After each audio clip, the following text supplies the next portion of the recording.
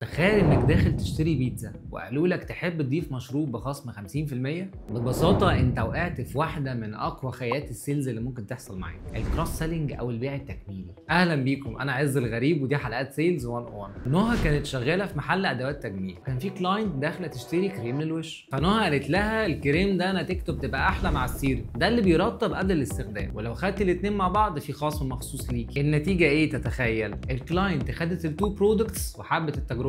الكروس سيلينج مش تلاكيك، لكنه فن انك تضيف فاليو حقيقيه للعميل وتزود القيمه بتاعه الفاتوره بتاعته. طب ازاي تستخدمه بذكاء؟ اول حاجه لازم تعرف المنتجات او الخدمات اللي بتكمل بعض. تاني حاجه ما تعرضش حاجه ملهاش علاقه، خليك منطقي. واخر حاجه بقى تربط دايما المنتج الاضافي بفايده ملموسه. عشان كده ضروري دايما تبص على المنتجات او الخدمات اللي بتقدمها وايه ممكن يناسب ايه. ابدا من بكره اعملهم باندلز او باقات ذكيه عشان تبتدي تشوف النتائج، وما تنساش تشاركني النتيجه في الكومنتس.